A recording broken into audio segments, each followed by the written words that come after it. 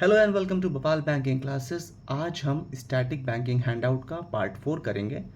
But before that please copyright disclaimer देख लिए that this video is for educational purposes only. तो last time हमने यहाँ तक कर लिया था, अब हम इसके नेक्स्ट स्लाइड पे देखेंगे। तो आज हम डिस्कस करेंगे इंपॉर्टेंट बैंकिंग इंटरनेशनल समिट्स। उसका ओवरव्यू क्या है, उसमें कौन कौन से पार्टिसिपेंट्स हैं, सारे इंटरनेशनल समिट्स जो अभी तक इंपॉर्टेंट रहे हैं for the purpose of static banking, उसको डिस्कस करेंगे। Annual meetings of the IMF and the world bank group. Organiser कौन होता है इसका? आईएमएफ यानी international monetary fund and world bank group. ठीक है, समिट का नाम भी यही है, ऑर्गेनाइजर्स भी यही है।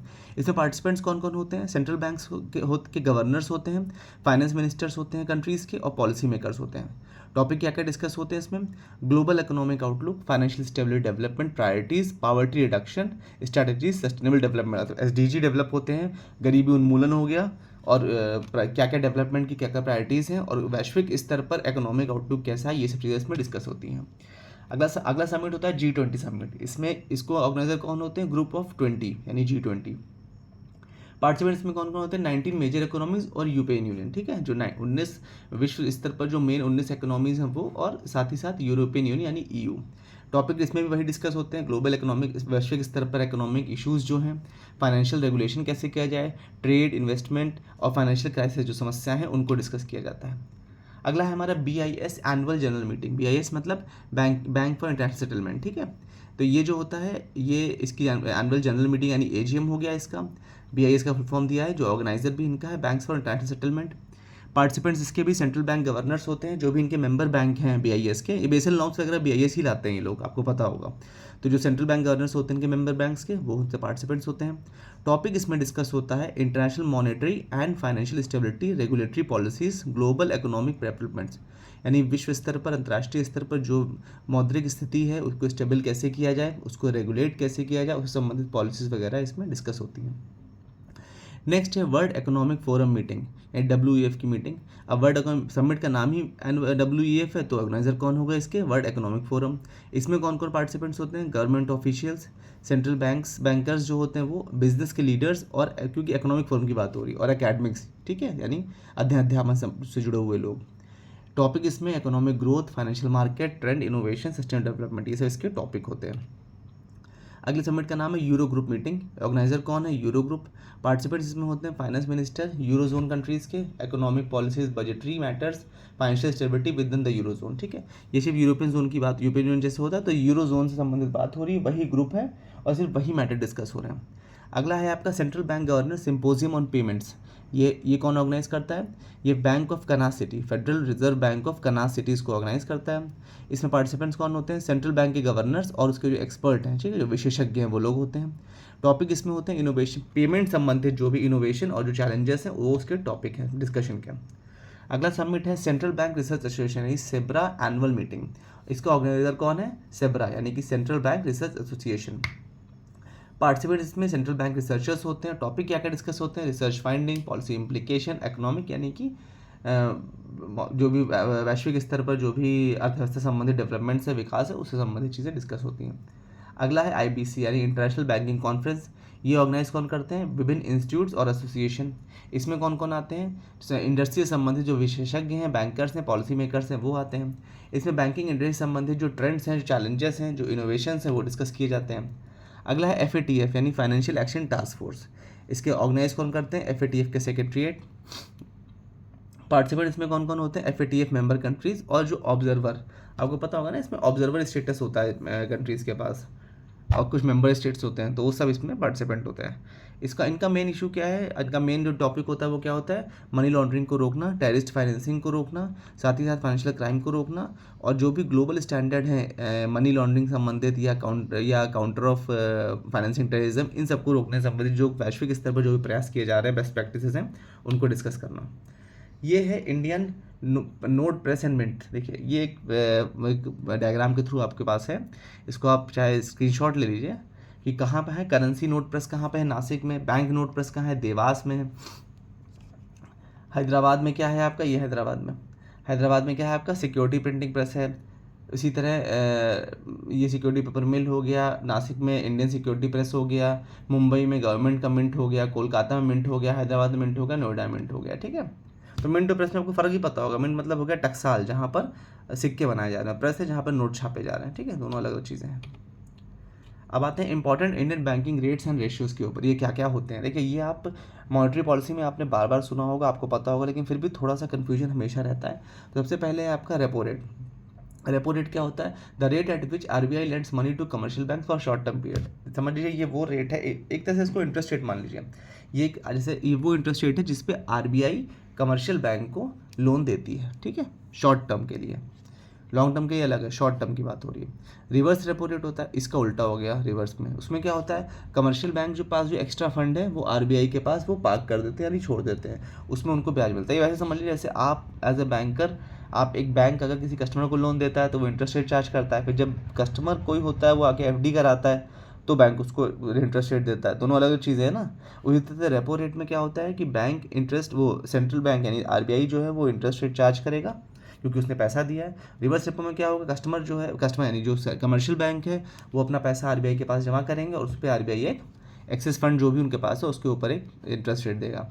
ये मॉनेटरी पॉलिसी के हिसाब से हर 3 महीने में चेंज होता रहता है, बस काफ़ी टाइम में सेम है, 3.35 चल रहा है आज की डेट में। Bank rate, the rate at which RBI provides long term funds to commercial bank. Bank rate वो होता है, जैसे अभी हमने शॉर्ट टर्म की बात की, देखिए लिखा ना शॉर्ट टर्म की बात। लॉन्ग टर्म में जब होगा तो उसी पे बैंक रेट पे वही आरबीआई वही लोन प्रोवाइड करेगा, लेकिन अब बैंक रेट पे प्रोवाइड करेगा। मार्जिनल एमसीएलआर यानी marginal cost of fund based lending rate, ये क्या होता है, ये मिनिमम इंटरेस्ट रेट होता है जिसके पीछे कोई बैंक अपने कस्टमर को लेंड नहीं कर सकता। देखिए, ये आरबीआई ने सेट कर रखा है। अगर इसको मान लीजिए सपोज, ऐसे तो सारे जो बड़े बैंक्स हैं जिनके पास ज़्यादा, जैसे आप समझ लीजिए कि कंपटीशन कैसे मेंटेन रहेगा, ये प्रेडेटर एक्सरसाइज हो जाएगी ना, कि आपने अगर बहुत कम इंटरेस्ट रेट ऑफर कर दिया तो सारा लोन तो आपके यहाँ से बढ़ जाएगा, तो जो और बैंक है वो सर्वाइव कैसे करेंगे। तो कंपटीशन मेंटेन है, उसके लिए एक एमसीएलआर का सिस्टम आया, यानी marginal cost of fund based lending rate, एक ऐसा रेट जिसके नीचे कोई भी बैंक अपने कस्टमर्स को लोन नहीं दे सकता। बेस रेट क्या होता है, minimum lending rate below which a bank cannot lend to any customer, ठीक है। एमसीएलआर एक हो गया इंटरेस्ट रेट जो एक बैंक को अपने कस्टमर को नहीं देना है, और बेस रेट ही वही था, लेकिन एमसीएलआर उससे नया फॉर्मेट है, ठीक, कंपैरेटिवली। फिर आता है prime lending rate, benchmark rate used by banks to price loans for credit worthy customer. PLR यानी प्राइम लेंडिंग रेट, जो हमारे अच्छा जिनका सिबिल है, जो हमारे अच्छे प्राइम कस्टमर्स हैं, उनको हम एक बेटर क्रेडिट वर्दी लोन ऑफर कर सकें, उसके लिए हम इंटरेस्ट रेट सेट करते हैं, यानी इसे पीएलआर बोलते हैं। सीआरआर एसएलआर क्या होता है, सीआरआर मतलब कैश रिजर्व रेशियो, एसएलआर मतलब statutory liquidity ratio, the percentage of bank deposit that commercial banks must keep with the RBI as a reserve. तो ये वो परसेंटेज है जो कमर्शियल बैंक आरबीआई के पास रखते हैं एज अ सीआरआर, और जो एसएलआर होता है ये वो परसेंटेज है तो बैंक डिपॉजिट है जो कमर्शियल बैंक्स को in form of liquid assets को कैश, गोल्ड या गवर्नमेंट सिक्योरिटीज़ में रख सकते हैं। देखिए, सीआरआर एसएलआर दोनों आप लोगों को बहुत अच्छे से पता है। बेसिकली सीआरआर वो हो गया कि आपने समझ लीजिए कोई बैंक है, उसने थोड़ा थोड़ा डिपॉजिट करके 100 रुपये अपने पास डिपॉजिट कर लिया, लेकिन आरबीआई क्योंकि सेंट्रल बैंक है तो आरबीआई को ये भी ध्यान रखना है कि कभी ये बैंक अगर फेल हो तो डिपॉजिटर्स का पैसा नहीं डूबना चाहिए, क्योंकि जो बैंक है वो तो कमर्शियल एक्टिविटी कर रहा है। उसने अगर 100 रुपये डिपॉजिट में अपने पास कर लिया है तो उसमें से 100 रुपये में से 80 रुपये, 90 रुपये, हो सकता है 150 रुपये एज अ लोन डिसबर्स भी कर दिया है। तो कुल मिलाकर के किसी भी हाल में, और मान लीजिए वो लोन एनपी हो जाता है, वापस नहीं आता है, तो किसी भी हाल में डिपॉजिटर उसका पैसा डूबना नहीं चाहिए। तो इसलिए आरबीआई ने इसमें 4% का सीआरआर रखा है, मतलब उस 100 रुपये में से 4 रुपये उस बैंक को आरबीआई के पास रखने पड़ेंगे, और इसमें कोई इंटरेस्ट भी नहीं मिलता उसको, बस रखने पड़ेंगे। और इसी तरह से एसएलआर होता है। एसएलआर क्या हो गया इसमें, 18%, आज की डेट में 18% चल रहा है एसएलआर। तो एसएलआर के आप जो बैंक है उसको 18%, जो 100 रुपये में से 18 रुपये अलग से रखने पड़ेंगे। ये लेकिन ऑप्शन है कि इसमें वो कैश, लिक्विड या गोल्ड, कैसे भी लिक्विड सिक्योरिटी या गवर्नमेंट सिक्योरिटी या जीसेक्स कैसे भी रख सकता है, ठीक है। तो कुल मिलाकर के 22% तो यही हो गया सीधा सीधा। उसके अलावा आपका रेपो, रिवर्स रेपो हो गया। तो यही सब जो कॉस्ट होती है ना, इसी बोलते हैं marginal cost of fund based lending rate. ये सब चीज़ें आपकी कॉस्ट ऑफ फंड में ऐड हो जाती हैं। अब आते हैं अगला रेट क्या है, LAF यानी liquidity adjustment facility rates, the rate at which banks can borrow और deposit funds with the RBI on an overnight basis to manage liquidity includes repo and reverse repo rate.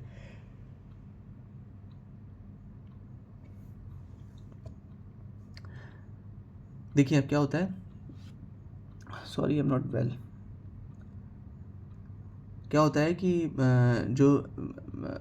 जो fund होता है overnight facility, यानी कि एक suppose आज किसी के पास 100 रुपये हैं, तो किसी बैंक के पास, ठीक है, और उसने थोड़ा और डिपॉजिट आ गया तो 200 रुपये हो गया, 150 रुपये हो गया, अच्छा डिपॉजिट आ गया, या डिपॉजिट कुछ ज़्यादा कम हो गया, तो अब क्या है कि बैंक के पास जो उसने उसको मेंटेन करना है CRR, वो मेंटेन नहीं कर सकता ना, क्योंकि उसके पास एकदम से इतना लिक्विड या रिस्क है ही नहीं जो दे पाए। तो ऐसे में वो लोग ओवरनाइट बेसिस पर RBI से पैसा लेते हैं, इस और किस रेट पर लेते हैं, रेपो या रिवर्स रेट, लेते भी हैं और देते भी हैं पैसा। इसको बोलते हैं LF, यानी लिक्विडिटी एडजस्टमेंट फैसिलिटी। कुल मिला के अपनी लिक्विडिटी को एडजस्ट करने के लिए जो पैसे का लेन देन होता है उसको LF रेट्स कहते हैं। फिर आते हैं MSF, यानी मार्जिनल स्टैंडिंग फैसिलिटी रेट। क्या होता है? The rate at which scheduled banks can borrow funds overnight from the RBI against government security, it is usually higher than the repo rate। तो ये शेड्यूल बैंक्स जो होते हैं ये ओवरनाइट बेसिस पर RBI से पैसे ले सकते हैं, लेकिन ये रेपो रेट से ज़्यादा होता है। शॉर्ट टर्म के लिए रेपो रेट था, ठीक है, लॉन्ग टर्म के लिए आपने बैंक रेट देख लिया था, और ये आपका क्या है, मार्जिनल स्टैंडिंग फैसिलिटी जो है ये है ओवरनाइट बेसिस पर, ठीक है, लेकिन ये यूजुअली जो है रेपो रेट से ज़्यादा होता है। अब आते हैं CD, यानी certificate of deposit rate. The interest rates offered on the certificate deposit which are negotiable money market instruments issued in dematerialised form और as a usance promissory note. तो सर्टिफिकेट डिपॉजिट को पता होगा ज़्यादातर कॉर्पोरेशंस के लिए होता है, ठीक है, ये मतलब कि जो भी कंपनीज हैं उनके लिए होता है। तो इसमें क्या होता है कि इसमें एक इंटरेस्ट रेट जो भी ऑफर हो रहा है उसको CD रेट बोल दिया जाएगा। ये बेसिकली इसका ये डीमैट फॉर्म में होता है, और ये मनी मार्केट का इंस्ट्रूमेंट है, ठीक है। अब आते हैं कॉल मनी रेट पर। The interest rate at which short term funds are borrowed and lent in money market on a overnight basis. तो RBI और बैंक के बीच जो लेन देन था वो तो हमने रेपो रिवर्स रेपो समझ लिया। उसी तरह से मनी मार्केट में भी शॉर्ट टर्म बेसिस पर ओवरनाइट बेसिस पर शॉर्ट टर्म के लिए फंड्स का लेन देन होता है। तो वो कैसे होता है? कॉल मनी रेट के थ्रू होता है।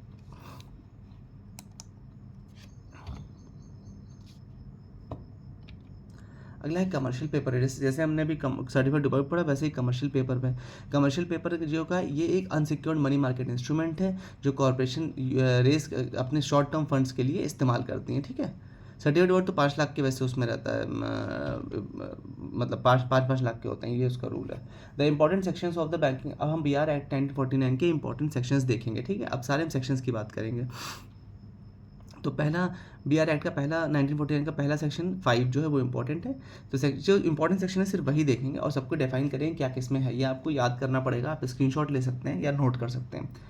सेक्शन 5 डिफाइन क्या करता है? Banking business and provide guidelines on the activities that qualified banking operation. तो बैंकिंग बिजनेस क्या होता है, उस पर गाइडलाइंस क्या है, और क्या क्या ऑपरेशन ऐसे हैं जो बैंकिंग ऑपरेशंस की तरह क्वालिफाई हो सकते हैं, वो सेक्शन 5 में डिस्क्राइब किया गया है। सेक्शन 6 में क्या किया गया है? इसमें RBI को एम्पावर किया गया है कि वो लाइसेंस दे सके नए बैंक्स बनाने के लिए। इसका एलिजिबिलिटी क्राइटेरिया दिया गया और क्या क्या नियम और शर्तें हैं नए लाइसेंस के लिए वो भी बताया गया कि इसमें सेक्शन 6 में। सेक्शन 9 क्या करता है? ये स्पेसिफाई करता है शेयर होल्डिंग में क्या क्या रिस्ट्रिक्शंस रहेंगे बैंकिंग कंपनीज के लिए, और क्या मैक्सिमम शेयर होल्डिंग हो सकती है इंडिविजुअल्स की और इंस्टीट्यूशंस की। ये सब कौन डिफाइन करता है? सेक्शन 9 BR एक्ट 1949 का।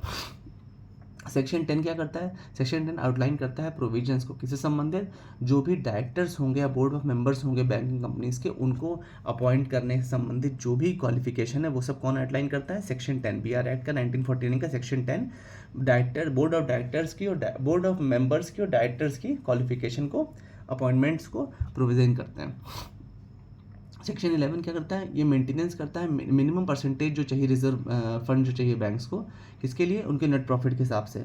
वो कौन प्रोवाइड करता है? सेक्शन 11 है। सेक्शन 11 जो है इस बात के लिए बाध्य करता है बैंक्स को कि उन्हें कितना रिजर्व फंड चाहिए अपने बैंक को रन करने के लिए, कितना नेट प्रॉफिट के हिसाब से। अब देखिए कोई बड़ा बिजनेस है तो उसको ऑब्वियसली बात है कि फेल होने से बचाने के लिए एक थोड़ा ज़्यादा अमाउंट रोक के रखना पड़ेगा अपने आपको रिजर्व में। कोई छोटा है तो उसको कम करना पड़ेगा, तो उसके नेट प्रॉफिट के बेस पे डिसाइड होता है। कैसे? सेक्शन 11 के अंतर्गत। सेक्शन 17 क्या करता है? ये हर एक बैंकिंग कंपनी को एक मैंडेट करता है कि वो एक कॉमन सील यूज़ करे और जो कि RBI द्वारा अप्रूव हो, मतलब कि कुल मिलाकर एक ओवरऑल उसका एक हेड हो, ये माना गया है। बोर्ड ऑफ मेंबर्स है जो भी है, they should work under a common seal, ये खास बात है, सेक्शन 17 में कहा गया। सेक्शन 21 क्या करता है?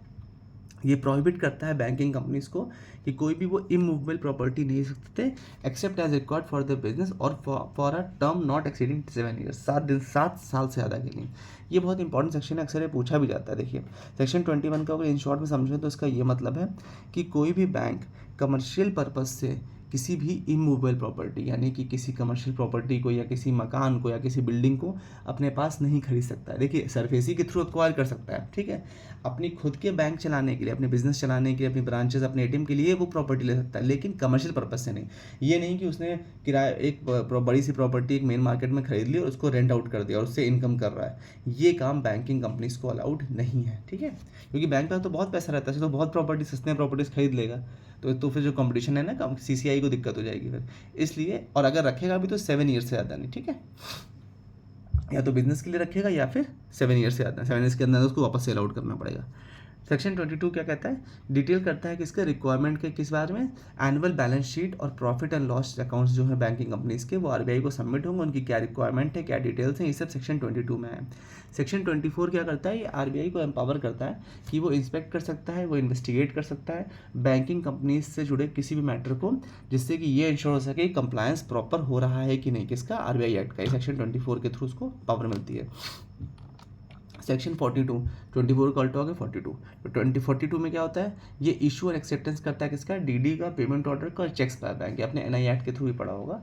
तो आरबीआर एक्ट 1949 का सेक्शन 42 जो है ये DD, payment order and financial instruments जो बेसिकली हो गए चेक, इन सबको इशू और एक्सेप्टेंस के विषय में गवर्न करता है, इनके रूल्स रेगुलेशन रखता है। सेक्शन 45 क्या करता है, ये आरबीआई को ऑथराइज करता है कुछ रिस्ट्रिक्शंस बैंकिंग कंपनीज पर लगाने के लिए, यदि जो बैंकिंग कंपनीज हैं वो इन एक्ट्स के साथ कंप्लाई नहीं कर पा रही और पब्लिक का जो इंटरेस्ट है वो पूरा फुलफिल नहीं हो रहा है या उनको हैम्पर हो रहा है।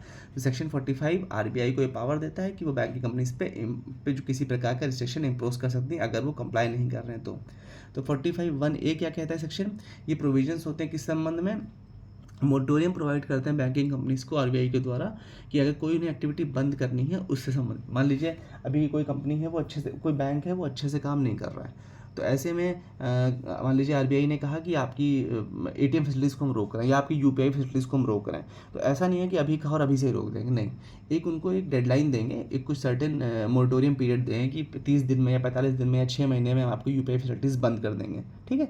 तो ऐसे में क्या होता है ना, कस्टमर्स और बैंक दोनों को टाइम मिलता है उस चीज़ों को कोप अप करने का। तो ये जो रिलैक्सेशन, ये जो मोरेटोरियम पीरियड दिया जाता है 45(1)(a) के अंतर्गत दिया जाता है। अब आते हैं एनआई एक्ट 1881 के ऊपर। एनआई एक्ट 1881 में क्या क्या सेक्शन इंपॉर्टेंट है उन पर डिस्कस कर लेते हैं।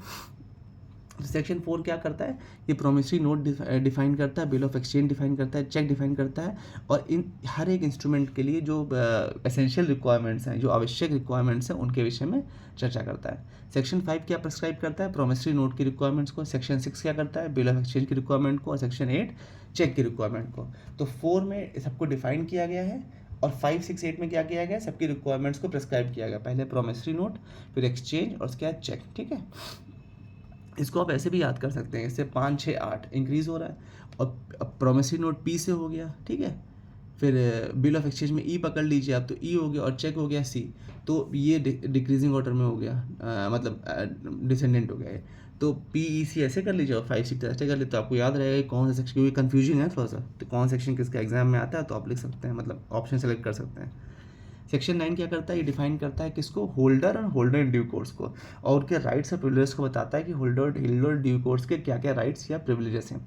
सेक्शन 13 एक्सप्लेन करता है नेगोशिएशन और ट्रांसफर, किस चीज़ का, नेगोशिएबल इंस्ट्रूमेंट्स का, कैसे नेगोशिएशन ट्रांसफर होगा, वो सेक्शन 13 एक्सप्लेन करता है। सेक्शन 14 किसको डिफाइन करता है, नेगोशिएशन और उसका मोड क्या होगा इफेक्ट का, उसको डिफाइन करता है। सेक्शन 25 स्पेसिफाई करता है टाइम और डेट प्रोमिसरी नोट के पेमेंट के लिए जो भी है प्रेजेंट करने की, उसका टाइम और डेट डिफाइन करता है, स्पेसिफाई करता है सेक्शन 25। उसके सेक्शन 9 पर आते हैं, सेक्शन 31। सेक्शन 31 स्पेसिफाई करता है टाइम और डेट किसके लिए, बिल ऑफ एक्सचेंज प्रेजेंट करने के लिए।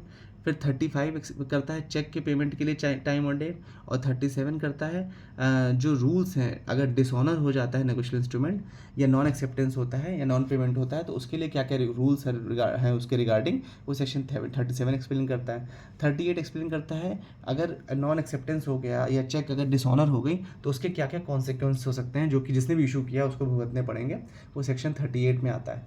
39 एक्सप्लेन करता है consequences of dishonour bye non payment, ठीक है, नॉन एक्सेप्टेंस होगा तो 38 में आएगा, नॉन पेमेंट होगा 39 में आएगा। सेक्शन 48 प्रोवाइड करता है liability of the drawer in case of dishonour of a cheque. Section 58 provide करता है discharge of a negotiable instrument. तो 48 में आप क्या हो गया, लाइबिलिटी, ड्रॉअर की क्या क्या लाइबिलिटी है डिसऑनर के केस में वो, और सेक्शन 58 प्रोवाइड करता है डिस्चार्ज कैसे होगा नेगोशिएबल इंस्ट्रूमेंट का वो। N act 1881 governs the law related to negotiable instrument such as promissory note, bill of exchange, cheque in India. आप लोग को पता है कि N act 1881 basically promissory note, bill of exchange और चेक्स इस तरह के इंस्ट्रूमेंट्स के लिए इंडिया में रूल्स रेगुलेशन ले डाउन करता है। The Act lays down rules regarding the issuance, transfer, discharge of these instruments, ensuring the smooth functioning of commercial transactions and financial transactions involving negotiable instrument। तो इससे संबंधित जो भी rules regulation है वो सब एन आई एक्ट 1881 करता है। अब आते हैं फेमा एक्ट 1999 के ऊपर। इसके क्या क्या, फेमा यानी कि फॉरेन एक्सचेंज मैनेजमेंट एक्ट, इससे पहले फेरा था, फॉरेन एक्सचेंज रेगुलेशन एक्ट था। तो इस एक्ट को 1999 में लाया गया। इसका सेक्शन 2 डिफाइन करता है जो भी एक्ट से संबंधित वेरियस टर्म्स हैं, जैसे capital act account transaction, current account transaction, foreign exchange management, इन सबको डिफाइन करता है। सेक्शन 3 स्पेसिफाई करता है अथॉरिटीज़ की रिस्पॉन्सिबिलिटीज़ को कि वो कैसे इसको एडमिनिस्टर करेंगे इस एक्ट को। सेंट्रल गवर्नमेंट और आरबीआई इन सब की अथॉरिटीज़ को डिफाइन करता है सेक्शन 3, स्पेसिफाई करता है सेक्शन 3। कैपिटल अकाउंट ट्रांजैक्शन क्या होता है, इसका मतलब होता है कि एक ऐसा ट्रांजैक्शन जो कि असेट और लायबिलिटी जो भी इंडिया के बाहर हो रहे हैं, जो भी मतलब पर्सन इंडिया के बाहर रह रहा है उसके, या जो पर्सन है जो रेजिडेंट मतलब रहता है यहाँ है लेकिन बाहर काम कर रहा है, ऐसे में, ठीक है। कुल मिला के कैपिटल से आप समझ लीजिए बेसिकली प्रॉपर्टी, ठीक है। कैपिटल और करंट आपको मेन फर्क पता है, करंट मतलब तुरंत का होता है, कैपिटल मतलब लॉन्ग टर्म होता है एक तरीके से। तो मान लीजिए किसी ने इंडिया के बाहर कोई प्रॉपर्टी खरीदी या बेची, तो ऐसे में क्या हो जाएगा, या इंडिया के बाहर कोई आदमी उसने इंडिया के अंदर कोई मतलब किसी एनआरआई ने इंडिया में ली या किसी फॉरेनर ने इंडिया में कोई प्रॉपर्टी खरीदी या बेची, तो उसमें जो ट्रांजैक्शन होगा उसे बेसिकली कैपिटल अकाउंट ट्रांजैक्शन कहेंगे। ये शेयर मार्केट संबंधित भी हो सकता है, ठीक है। इसके एग्जाम्पल्स नीचे दिए हैं, FDI, found direct investments, external commercial borings, कई कंपनीज होती हैं। अभी रिसेंटली ही टाटा वगैरह ने एक्सटर्नल कमर्शियल बोरिंग के लिए अप्लाई भी किया, अडानी ने, सॉरी टाटा ने किया, अडानी ने किया, सबने अप्लाई भी किया ईसीबी के लिए। फॉरेन पोर्टफोलियो इन्वेस्टमेंट के लिए, एनआरआई डिपॉजिट्स के लिए, फॉरेन करेंसी लोन्स के लिए, या इमूवेबल प्रॉपर्टी, जो मैंने प्रॉपर्टी की बात कराई उसको अक्वायर करने के लिए, इन सब के लिए जो भी ट्रांजेक्शन्स होंगे वो सब किस में आएंगे, कैपिटल अकाउंट ट्रांजेक्शन्स में आएंगे। कुछ और एग्जांपल दिए, डिसइन्वेस्टमेंट फॉर इन्वेस्टमेंट। डिसइन्वेस्टमेंट मतलब क्या है, विनिवेश, यानी कि जो भी निवेश होता है इन्वेस्टमेंट, और विनिवेश मतलब होता है डिसइन्वेस्टमेंट, यानी कि जो आपने निवेश किया था वो वापस निकाल रहे हैं अपना। अगर फॉरेन इन्वेस्टमेंट ज़्यादा करते हैं तो वो सब भी आपका कैपिटल अकाउंट ट्रांजेक्शन में आता है। इसी तरह करंट अकाउंट ट्रांजेक्शन होता है। ये क्या है, करंट अकाउंट ट्रांजेक्शन का मतलब होता है कि ऐसे फाइनेंशियल ट्रांजेक्शन्स जो कि movement of goods and services जो है इंडिया और अदर कंट्रीज़ के बीच में उसके थ्रू क्रिएट हो रहे हैं, ठीक है।